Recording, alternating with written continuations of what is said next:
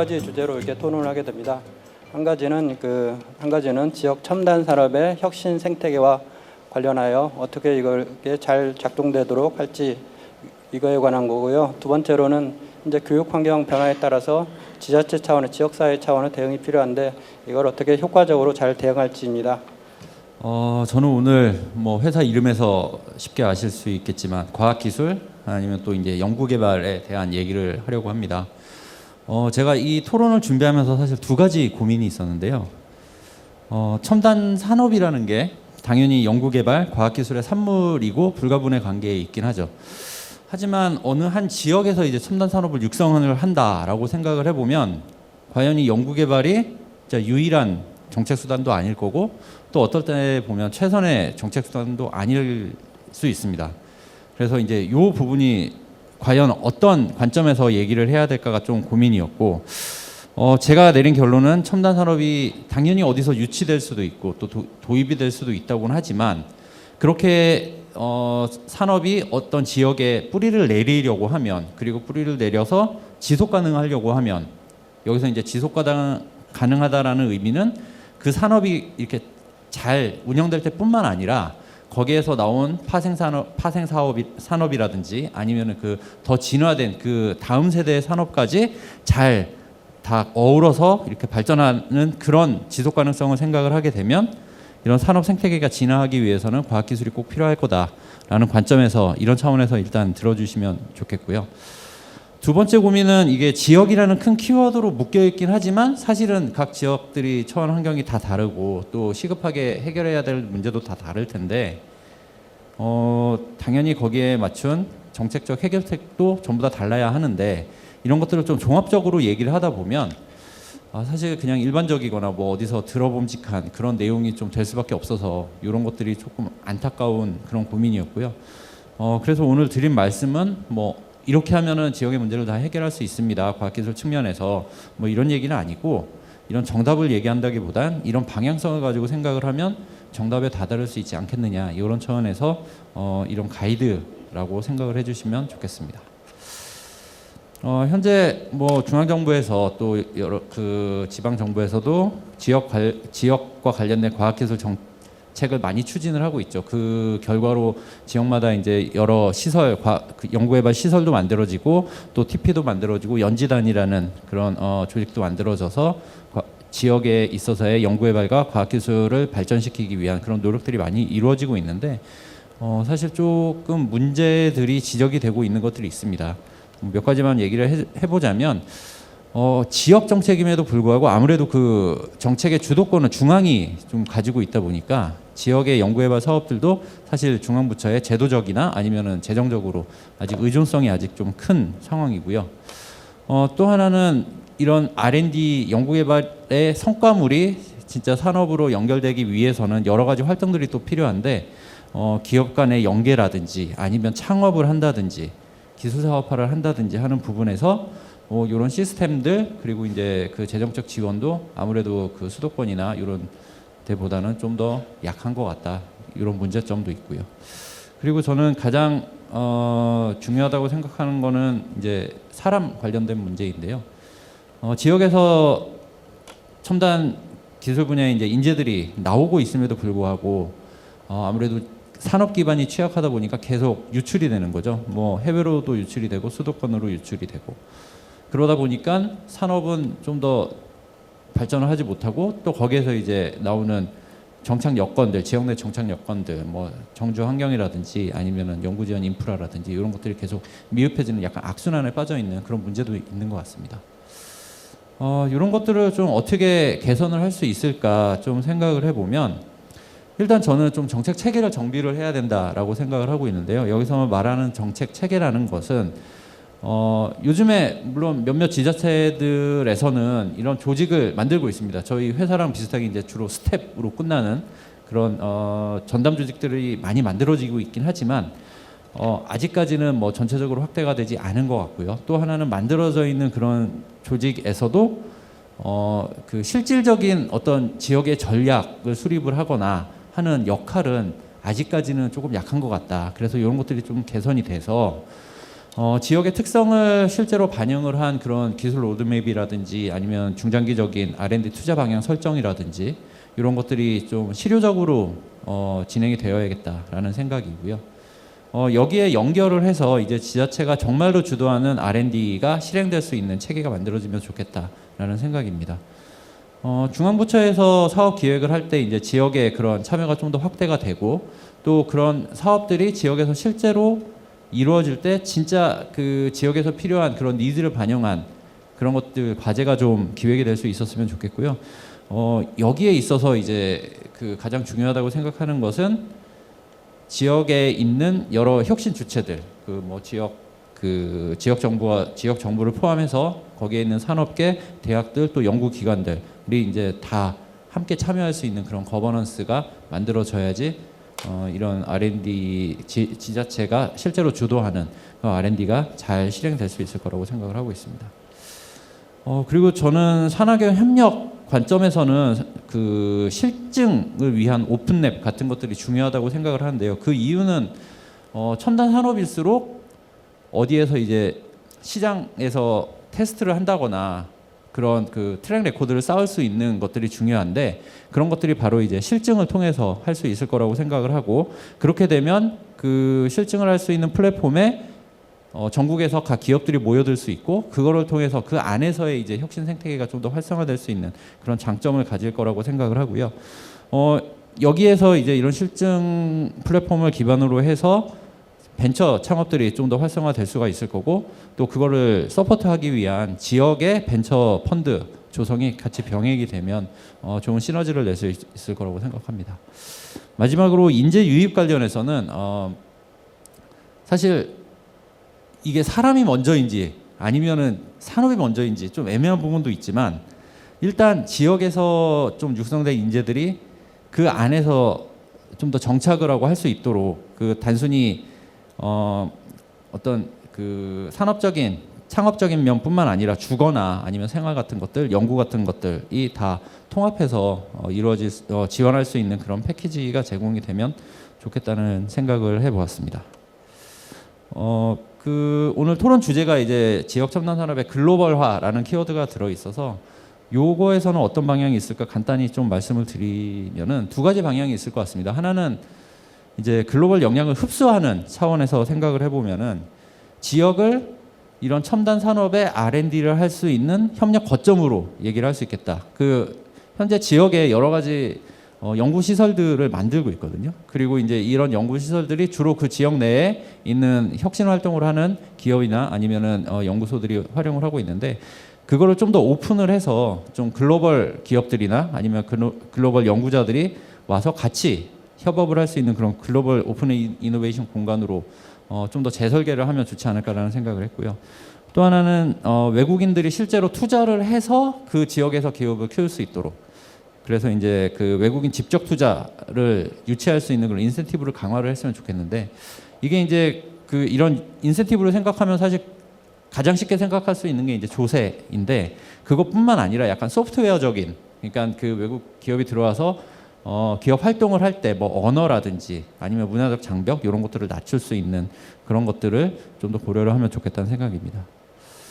또 하나는 이제 지역 생태계를 좀 글로벌 수준으로 직접 육성을 하기 위해서 뭐 큰 돈을 쓸 수 있으면 좋겠지만 뭐 작은 돈으로도 할 수 있는 것들을 한 두 가지 정도로 꼽아볼 수가 있겠는데요. 하나는 글로벌 표준화 지원입니다. 그 각 지역에 있는 기업들이 글로벌 진출을 할 때 가장 필요하다고 하는 그런 국제 인증이나 표준 같은 거 이런 것을 획득하는 거를 재정적 지원을 포함을 해서 이런 좀 뭐 컨설팅이라든지 이런 쪽으로 지원을 해주면 기업들이 커가는 데 좀 도움이 될 것 같고요. 또 하나는 지역이 그 지역에 있는 첨단 산업들을 좀 브랜드화할 수 있는 것들을 지자체가 도와줄 수 있지 않을까. 예를 들어서 이제 주로 이제 K자가 붙은 뭐 K푸드, 뭐 K 컨텐츠 이런 것들이 많이 있는데 그거를 조금 더 발전시켜서 K푸드인데 메이드인 뭐 예를 들면 뭐 여기 이제 광주니까 뭐 광주 뭐 이런 식으로 좀 전체적인 브랜드를 통해서 가치를 올릴 수 있는 것도 그 뭐 재정적인 투입이 크지 않게 지원을 할 수 있는 부분이지 않을까라고 아이디어를 한번 제시해 보았습니다. 말씀 감사합니다. 역시 R&D 센터장님답게 주로 R&D 측면에서 어떤 노력이 필요한가 이런 말씀을 하신 것 같습니다. 그래서 지역사회 차원에서 어떤 거버넌스도 말씀하셨고요. 한편으로 또 글로벌 차원에서 어떤 노력이 필요한지 뭐 지역 브랜드 글로벌화 이런 말씀도 하셨고요. 그런 말씀을 하셨습니다. 다음으로는 이제 전북연구원 이지훈 선임연구위원님 토론 말씀을 듣겠습니다. 네, 전북연구원의 이지훈입니다. 오늘 저희가 글로벌 첨단 산업 저희 지역에서 어떻게 육성할 것인가 지방분권과 연계해서 이야기를 하고 있습니다. 비수도권의 기업이 없고 또 사람이 떠나고 또 산업 구조가 빨리 못 따라가는 문제, 저희 전북도 마찬가지고 딱 균형 발전 정책을 해오고 있지만 쉽지 않은 측면이 있습니다. 아까 일부에서도 말씀하셨지만 정말 대대적인 개조가 있지 않으면 해결이 쉽지 않은 부분이 있는데요. 그 가운데에서 그런 이야기보다는 아까 보호무역도 아까 두 번째 발표를 하셨는데. 보호무역이 생기면서 국가가 산업 정책이 상당히 좀 강화된 측면이 있습니다. 그러다 보니까 지자체에 어떠한 역량이 있냐면 각종 그 첨단 특화 단지라는 그 각종 특별법이 생기면서 지자체 간의 경쟁이 상당히 좀 치열해졌다라는 생각이 들고 있습니다. 저희 전북도 2차 전지라든가 바이오, 특화 단지 조성을 하기 위해서 지정받기 위해서 상당히 노력을 했는데 각 지자체별로 사람, 예산, 행정 이런 엄청난 투입이 되고 있지 않나, 투입이 되고 있지 않나. 그리고 그뿐만 아니라 상당히 많은 좀 특구 제도들이 지난 정부에서도 있었고 또 아마 이번 정부에서도 있을 것 같습니다. 있을 거다 보니까 기존의 특구를 어떻게 잘 활용할 것인가가 아까 송 박사님 말씀을 하셨지만 상당히 좀 중요하지 않나. 좀 실효성이 없는 오래된 특구는 좀 가감없이 버리는 것. 아마 이제 작년에도 기재부가 그 부분에 대해서 이야기를 하다 보니까 지금 특구 쪽에 있는 쪽에서 각종 특구 쪽에서 특구 간의 연계를 안 하려고 하시더라고요. 왜냐하면 각종 특구를 부각을 시키는 순간 이렇게 특구가 많아 이렇게 알레르기 반응을 일으키고 있는 것도 있는 것 같은데 좀 실효성 있는 특구들과는 서로 연계시키고 또 하나는 송 박사님 말씀하셨지만 과연 그 행정 단위가 어떤 의미를 다룰 수 있을까? 그리고 수도권 비수도권의 그 권역을 어떤 의미가 있을까? 사실상 기업이 협력을 할 수 있는 부분 그리고 실제 필요한 부분들을 속에서 저희 전북 포함을 해서 비수도권에 좀 지원이 강화되는 것이 필요하지 않나 이런 생각을 좀 해봅니다. 그래서 좀 이런 특구 정책에 있어서도 기존 특구 정책을 좀 잘 연결시켜 하면 좋겠고 신정부에서 그리고 특구 내에서도 좀 지자체 간의 경쟁보다는 협력을 좀 유발시킬 수 있는 방안은 없을까? A 지자체가 잘할 수 있는 거, B 지자체가 잘할 수 있는 것을 좀 공동으로 지정을 받는 거 이런 건 없을까? 특구 딱 한 개 지정받는다고 하니까 모든 지자체가 그냥 서로 비밀주의처럼 그냥 경쟁을 하는데 과연 그게 국가적으로 옳을까 좀 그런 생각을 해보면서 아마 지금 당장 코앞에 있는 것이 또 신정부에서 메가 샌드박스 아마 많은 지자체에서 관심들 갖고 계시는데 각 지역에 특화되는 부분들을 좀 잘 중앙에서 가이드를 해주고 지역에서 잘 좀 그 수요를 올리면서 메가 샌드박스 간에도 기존에 규제 샌드박스가 있거든요. 규제 샌드박스가 어떻게 연계시킬 것인가 그리고 다른 지역과는 어떻게 할 것인가 이런 부분들이 좀 강조가 되었으면 좋겠다라는 말씀드립니다. 그리고 저희 지역 입장에서 몇 가지만 하면 지역 기업 투자 인센티브 좀 변경을 했으면 어떨까 신정부에서 기존의 소득세 법인세 각종 특구의 제도 개선이 있는데 인센티브가 있는데 사실상 좀 올드한 거 아닌가라는 생각은 좀 개인적으로 하고 있습니다. 아까 강기정 시장님께서도 하셨는데 아리백이라든가 이런 부분들이 있다 보니까 재생에너지를 어떻게 이용을 했을 때 인센티브라든가 전기료라든가 아리백 특구를 별도의 특구라고 하기보다는 기존의 산업장치 정책이라든가 그 첨단 그 전략산업 그 정책에 이러한 인센티브를 어떻게 반영시킬까? 그러니까 새로운 시대의 새로운 기술에 맞는 인센티브를 기업에게 어떻게 지원을 하고 지역이 어떻게 지원을 할 것일까. 그러니까 인센티브 정책을 좀 반영을 좀 새로 해야 되지 않을까 생각이 들고요. 연계와 창출 역량을 좀 강화시키는 것이 필요하다라고 하셨는데 정말 저도 지역 입장에서 그 부분이 필요하다 생각이 들고요. 저는 국가 출연 연구기관의 지역 조직들 그리고 지역에 있는 대학들 특히 지금 서울대학교 10개 만들기 프로젝트가 이번 신정부에서 또 준비를 하고 계시는데 기존의 RS 체계와 글로컬 지정 대학들 사업들이 있습니다. 이러한 곳에서 사실 조금 많은 예산이 지역에서 내려왔지만 과연 그것이 상당히 큰 범위 내에서 RIS 체계가 갖추어지다 보니까 뭐 평생 교육부터 온갖 그 교육 체계를 갖추다 보니까 지역 혁신에 들어가는 재원은 좀 줄어드는 상황이 줄어들었다보다는 거기에 선택을 하지 못하는 부분이 없지 않아 있지 않나 싶은데 앞으로 그 향후 정책들은 지역 혁신과 연계하는 부분 그리고 국가 출연형 지역 조직을 글로컬 사업과 같은 모델을 지역 혁신 조직에 좀 접목시키는 부분들 이런 부분들을 통해서 지역에 연계하고 창출 역량을 좀 강화시켜 나가면 어떨까 생각으로 좀 말씀을 드려보겠습니다. 이 연구위원님께서는 주로 이제 세 가지 측면에서 말씀을 하셨는데요. 특구 관련해서 현재 그 지역 간의 그 연계성이 부족하다는 말씀을 하시면서 지역 간의 뭐 협력이 좀 강화돼야 되지 않나 이런 말씀을 또 하셨고요. 그다음에 그 재생에너지 관련해서 좀 인센티브가 그 투자 기업에 대한 그 인센티브가 좀 바뀌어야 되지 않나 그런 말씀도 좀 하셨습니다. 다음으로는 박웅희 전남연구원 선임 연구위원님 말씀을 들어보겠습니다. 지금 지역에서 가장 중요한 거는 인구 소멸이죠. 지역 소멸이 인구가 주는 것들입니다. 그래서 혁신 생태계가 인구 소멸과 어떤 관계가 있을까 그런 부분에서 살펴보자면 아까 산업화 시대에 2000년 전에만 보더라도 어느 정도 산업 시설에 대한 지역에 약간 분배가 있었던 것 같습니다. 울산, 포항, 광양, 목포 이런 부분에 대한 어떤 생산시설, 기업에 대한 분산이 있었는데 2000년 이후에 디지털 전환, 최근에 인공지능과 관련된 새로운 산업이 왔을 때 그러면 지역에는 어떤 배분이 있어야 되느냐. 오히려 대부분의 인공지능과 관련된 첨단 산업과 관련된 기술들과 인력은 수도권에 오히려 더 편중되기 때문에 지역 소멸, 인구 소멸은 더욱 심화될 것 같다. 빨리 이러한 부분들이 해결됐으면 좋겠다는 것에서 예전 일이지만 광양과 포항의 사례를 한번 살펴보면 저희들이 제철과 철강하면 두 개 지역이 대표적입니다. 72년도에 포항에 제철소가 생겼고 광양에 85년도에 생겼다고 합니다. 10년이 되고 제철소가 가동이 되고 10년이 되고 인구가 2배로 늡니다. 시작할 때는 8만 정도의 인구였는데 10년이 지나면 인구가 각 지역마다 똑같이 10년 후에 인구가 2배가 늡니다. 그래서 광양은 그대로 15만 정도의 인구가 있고 현재 포항은 50만이 돼서 49만의 인구가 있습니다. 포항은 10년이 된 이후에 포항공대와 포항산업과학연구원 등 10여 개 이상의 혁신기관들이 입주하게 됩니다. 한국은행 포항지점도 있고요.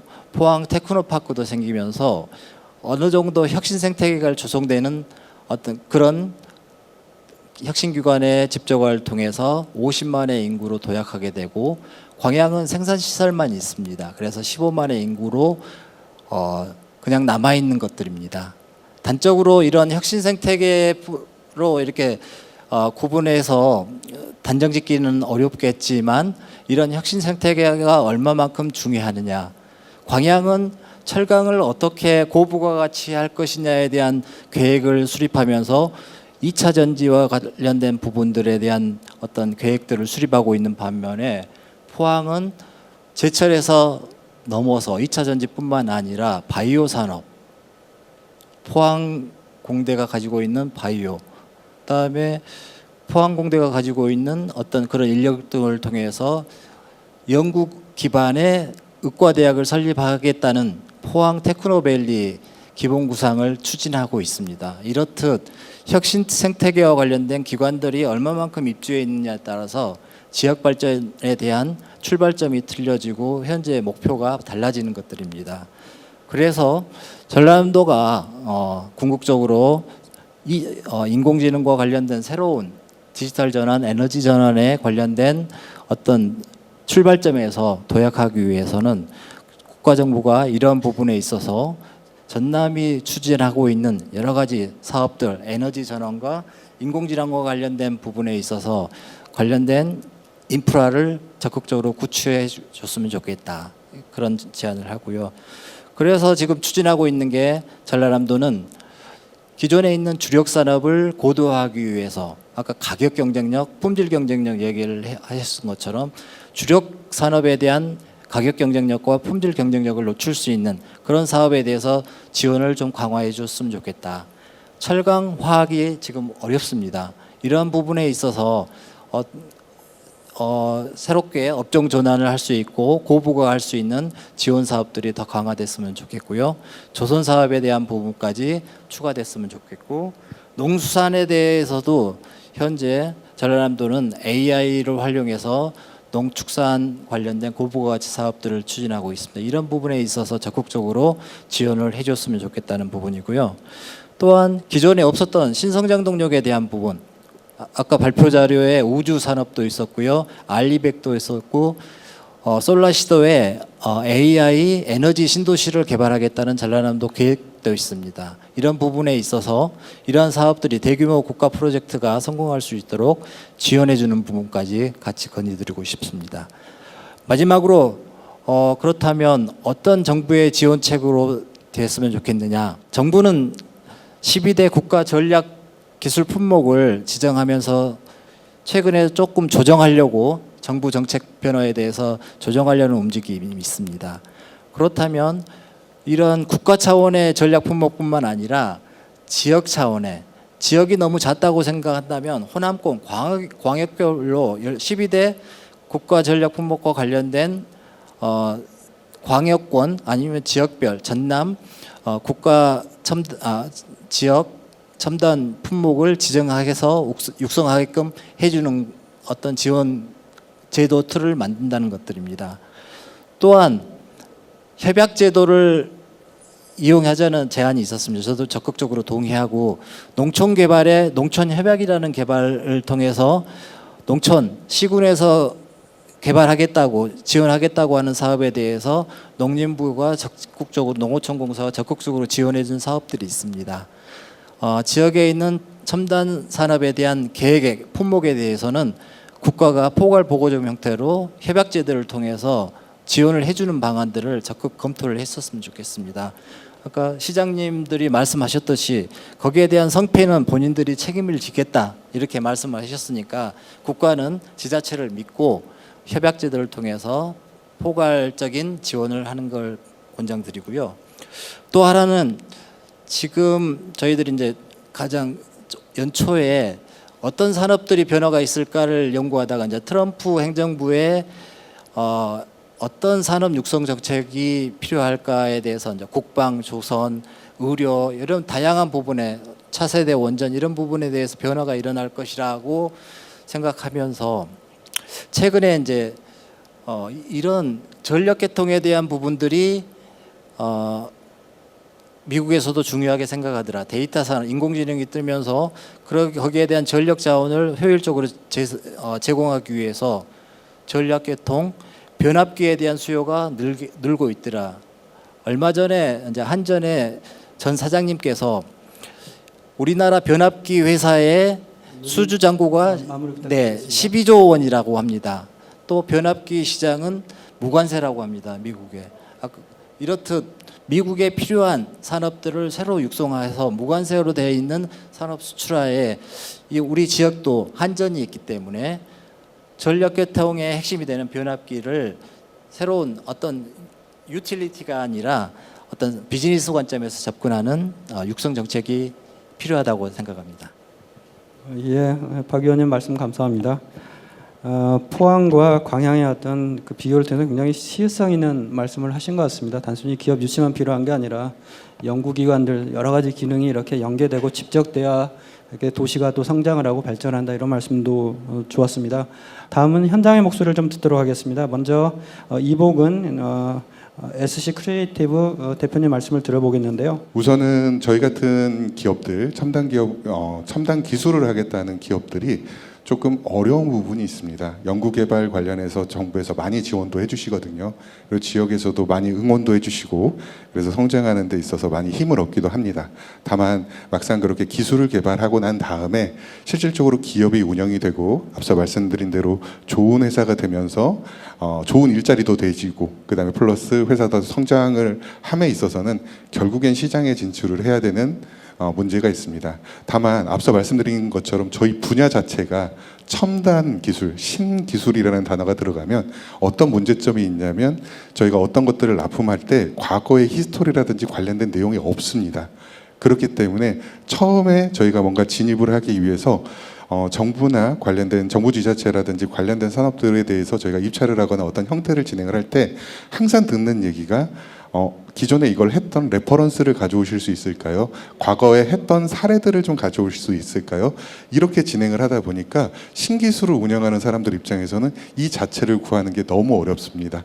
그래서 사실 광주광역시에서도 저희가 되게 감사한 것 중에 하나가, 광주광역시가 시를 좀 빌려주시면서 실증 사업들을 좀 진행을 해주시거든요. 직접 와서 니네에 대한 아이템들을 해봐라. 해보고 나서 그 결과에 대한 확인서도 써주시더라고요. 그 확인서를 가지고 저희가 어떤 일을 하는 데 있어서 도움을 좀 주시기도 하는데, 사실 그렇게 해서 진행하는 케이스가 많지는 않습니다. 그래서 관련해서 조금 제언드리고 싶었던 부분은, 이렇게 신기술을 연구하는 분들은 시장을 확보하는 데 있어서 어려움이 좀 있다.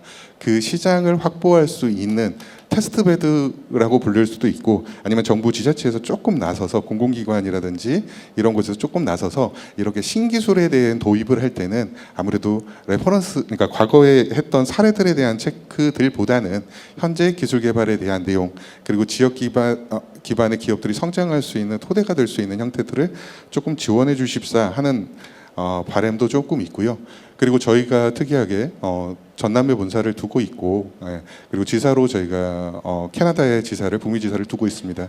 그래서 해외 관련된 진출을 진행할 때도 비슷한 역할에 대해서 저희가 요구사항을 받습니다. 관련된 내용들을 진행하기 위해서는, 그리고 관련된 내용들을 하기 위해서는 니네가 과거에 했던 사례들, 그리고 그거에 대해서 증빙할 수 있는 서류들을 요구를 하시거든요. 그럴 때 지자체라든지 공공기관에 방금 말씀드렸던 어떤 형태, 그리고 그런 부분들이 확인이 된다라고 하면, 사실 저희가 해외를 진출할 때에도 훨씬 많은 도움, 큰 도움이 될 수 있을 거고, 그런 도움들이 합쳐져서 지역에 어쨌든 창업에 관련된 생태계 조성이라든지 성공 사례들이 자꾸 나온다고 하면, 저 이외에도 뒤에 따르는 후배들이라든지 동료 기업인들도 발판을 가지고 좀 성장할 수 있지 않을까 하는 바람으로 오늘 좀 나왔고요. 앞서 시간에 대해서 이슈가 좀 있다 하셔서 저는 제가 하고 싶은 말 정도를 전달하고 나머지 토론으로 또 대체하도록 하겠습니다. 들어주셔서 감사합니다. 예, 이 대표님께서는 신기술 기업의 어떤 초기 시장 진입의 어려움을 말씀을 하셨습니다. 실제로 많은 그 신생 기업들, 특히 테크 기업들의 현실인데요. 이와 관련해서 레퍼런스 이런 것 등등 지원과 관련돼서 말씀을 하셨습니다. 오래 기다리셨습니다. 마지막으로 현장에서, 그다음에 중소기업, 벤처기업들의 기술 개발 지원, 사업화 지원을 직접 담당하고 계시는, 이와 관련하여 정책 업무를 담당하고 계시는 김은섭 본부장님 말씀을 듣겠습니다. 초기에 지금 현재 정부에서, 신정부에서 첨단 전략 산업 관련해 가지고 산업 육성에 대한 이런 그 계획을 가지고 계신데, 저희가 과거 사례에 좀 비춰봤을 때 이렇게 정부에서 과감한, 그리고 새로운 정부 정책을 추진하는 데 있어서 그 두 가지 정도를 고민을 하셨던 것 같아요. 첫 번째는 어떻게 적정한 재원을 확보할 것인가, 그리고 두 번째는 그 재원이 효과적으로 쓰일 수 있도록, 그러니까 그 거버넌스라는, 제가 오늘 드리고 싶은 말은 거버넌스 측면입니다. 그래서 거버넌스 개편을 두 차례 저는 진행을 했던 것으로 기억이 납니다. 2008년 그리고 산업부에서 중기부로 넘어갔 그 시점인 2020년, 19년 정도 이렇게 기억이 나는데 2008년도에는 산업부의 다양한 사업들을 지역 전략 산업이라는 타이틀로 묶으면서 거버넌스 개편을 한번 했었었고요. 그리고 두 번째는 이제 이 지역 정책이 산업부에서 중기부로 넘어오면서 거버넌스 개편을 했습니다. 저는 성호경 박사님께서 말씀해 주신 게 굉장히 저는 마음을 좀 움직였는데요. 감동을 좀 받았는데 발표해 주신 내용이 보면은 혁신 생태계 활성화 방안 중에서 여러 가지 정책들이 있습니다. 저희 지역 정책이 23년도인데 혹시 반문을 좀 드리고 싶어요. 정책이 부족했을까요, 지금까지? 그리고 지역의 혁신 기관들이 부족해서였을까요? 저는 아니라고 생각을 합니다. 지금 송기경 박사님께서 말씀해 주셨다시피 앵커기업을 유치하기 위한 정책, 기업발전 특구라는 정책도 있고, 그리고 인력 양성을 위한 라이즈, 지금 옆에서도 말씀해 주셨는데, 전북 박사님도 말씀해 주셨는데, 전국의 특구 산업 클러스터가 11개 부처에서 87개가 운영이 되고 있습니다. 이 87개의 특구는 방금 말씀드렸다시피 기업을 유치하거나 R&D를 하거나 기업을 육성하거나 정책을 하거나 외국의 투자 기업을 유치하거나 전국에 87개가 있습니다. 여기에 해당되는 지역을 따지자 보면은 2,437개가 해당 지역이에요. 중복이 당연히 중복적으로 투자가 되겠지만 결국은 이렇게 다양하게 많은 정책들이 효과적으로 엮이지 않는 게 저는 문제라고 봅니다. 그리고 그걸 효과적으로 엮는 게 지금 첨단 전략 산업을 육성하는 데 가장 중요한 내용이라고 좀 말씀드리고 싶고요. 결국은 거버넌스 문제가 아닐까라는 생각을 말씀을 좀 드리고 싶습니다. 지역에서도 마찬가지겠지만요. 그래서 지금 과거 한 4, 5년 정도 저는 그렇게 판단이 됩니다. 제가 경험상으로 4, 5년 정도 하면서 이러한 지역의 거버넌스가 굉장히 좀 무너지지 않았나 이런 생각을 합니다. 그러니까 이거는 결국은 지역의 주체들 간의 중복성을 야기시키고 예산의 중복 투자 그리고 이런 다양한 이런 불합리한 현상이 지금 나타나고 있다라고 제가 필드에서는 느끼고 있는 그런 상황이고요. 그런 것들에 대한 정리가 반드시 좀 필요하지 않을까 이런 생각이 듭니다. 그리고 또 두 번째는 이게 지역 차원에서 문제뿐만은 아닌 것 같아요. 그래서 중앙에서도 한 가지 예를 말씀드리자면은 저희 광주가 시장님 일부 때 말씀해 주셨다시피 AI 쪽 관련해 가지고 굉장히 많은 정책적인 드라이브를 걸고 있는데 결국은 AI가 어느 순간에서는 이 소위 말해서 산업 전반으로 확산하는 시기가 왔다라고 저희들은 생각을 합니다. 그런데 이게 특정 부처의 중앙부처의 사업이 아니고 전 부처가 이 AI에 전력을 해야 되는데 솔직히 그런 느낌을 좀 받습니다. 지역에서 중앙부처의 정책적인 그런 역할 분담 이런 부분들도 정책을 만드시는 입장에서 좀 굉장히 고려를 해 주셨으면 하는 그런 말씀을 좀 드리고 싶습니다. 이상입니다. 예, 감사합니다. 김 본부장님께서는 이제 주로 지역 혁신의 거버넌스와 관련돼서 현재 제대로 좀 작동하지 않는 것 같다 이런 말씀을 하시면서 제가 미리 토론대로도 봤습니다만 거버넌스 기관의 어떤 법적 지위라든지 이런 거 포함해서 좀 여러 가지 좀 변화가 필요할 것 같다 이런 말씀을 좀 해주셨습니다. 주로 토론에서는 주로 지역 혁신 생태계, 혁신 첨단 산업 이런 거와 관련 주로 이제 말씀을 하셨던 것 같습니다. 첫 번째 주제에 관한 거였는데요. 두 번째 주제 어떤 트럼프 관세 정책에 따른 그런 대응이라든지 이런 거에 관해서는 따로 그렇게 크게 의견은 없었던 것 같습니다. 제가 한 가지 그냥 생각나는 김에 이제 말씀을 좀 드리면요. 아까도 최 연구위원께서 말씀하셨지만 품목 관세의 영향이 클 거라고 보고요. 당연히 그리고 사실 그 관세의 영향에는 자동차 산업에 관한 그런면서 주로 이제 생긴 어떤 부정적인 효과인데 그런데 이제 전후방 산업에 대한 어떤 파급 효과까지 생각을 하면 그 효과가 훨씬 더 클 수 있을 것 같고요. 그다음에 자동차 산업에 대한 품목 관세뿐만 아니라 현재 철강 산업 제가 정확히 한글로 디리버티브 산업에 대한 그런 영향 거기에 대해서도 이제 50% 관세를 부과를 한다고 했는데 그렇게 되면 저희 가전이라든지 이런 데 영향을 미치게 되거든요. 광주에 있어서는 이쪽 가전 산업의 어떤 수출 비중도 크기 때문에 여기 이런 걸 고려하면 영향이 훨씬 더 클 수밖에 없고요. 그다음에 지역 사회에서 이런 대형 그러니까 저희가 마이크로하게 어떤 여러 가지 애로라든지 그다음에 뭐 수출 지원이라든지 이런 노력도 필요하고 그다음에 특히나 이제 중앙정부 차원에서 많은 노력이 필요할 것 같습니다. 그 관세 협상 관련해서 협상을 잘하는 것도 중요하고요. 그다음에 여러 가지 그 저희 그 산업이라든지 생산에 많은 영향, 부정적인 영향을 미치는데 그 영향을 최소화하는데 특히나 고용이라든지 고용 측면, 그다음에 중소기업 많은 예를 들면 자동차 관련해서 많은 협력업체가 있지 않습니까? 이런 쪽에서 대응이 필요한데 지자체 차원의 대응은 조금 한계가 있는 것 같습니다. 그런 측면에서 보면 중앙 정부에 대해서도 그 요구를 해야 될 것도 많고요.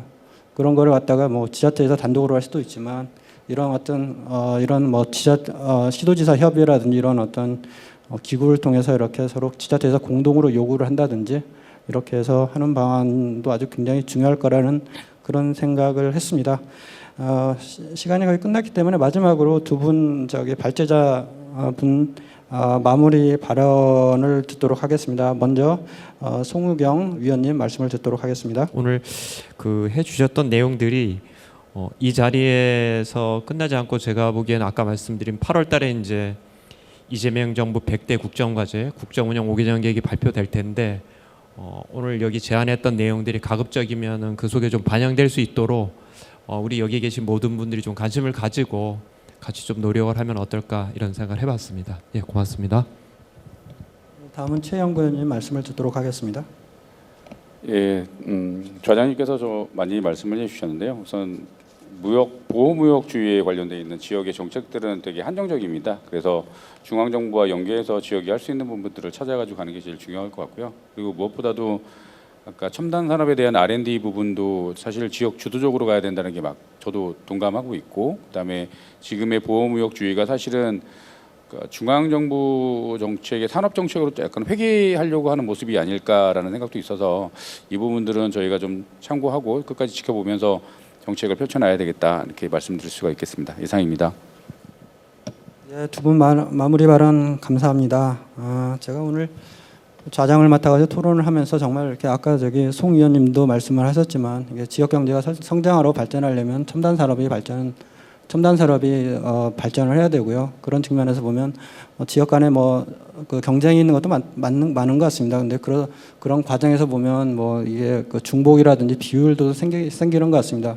그래서 지역 그 산업 정책이 중요한데요. 균형 발전도 중요하지만 더 효율성 측면에서 이렇게 해야 되는데 만약에 비효율적이다, 자꾸 중복되고 과잉이다 이렇게 되면 아마 중앙정부 차원에서 아마 개입을 더 많이 하려고 할 겁니다.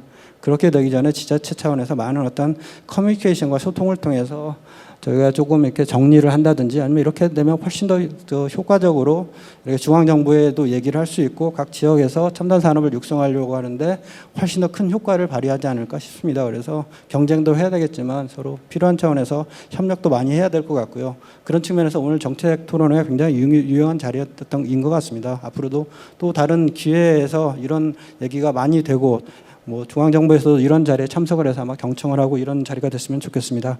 제가 여기 토론회 진행을 잘 하라고 여기 주최하신 그 정책연구센터에서 제가 마무리 발언을 이렇게 저한테 정리를 해주셨어요. 제가 그거를 읽고 오늘 이 토론을 마무리하도록 하겠습니다. 지난주 월요일부터 국정기획위원회가 본격적으로 가동이 되고 있습니다. 향후 5년의 국정과제를 발굴하고 정리하는 시간입니다. 그 중요한 시기에 이곳 광주에서 지역경제 활성화의 핵심이라고 할 수 있는 첨단 산업 경쟁력 제고 방안을 논의하는 오늘 토론회가 매우 의미 깊었다고 생각을 합니다. 오늘 논의가 지역경제를 살리는 산업정책에 잘 반영될 수 있기를 기원합니다. 오랜 시간 자리를 지켜주신 참석자분들께 다시 한번 감사를 드립니다. 감사합니다.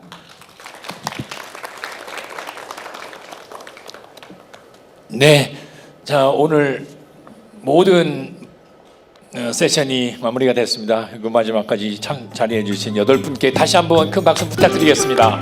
고맙습니다.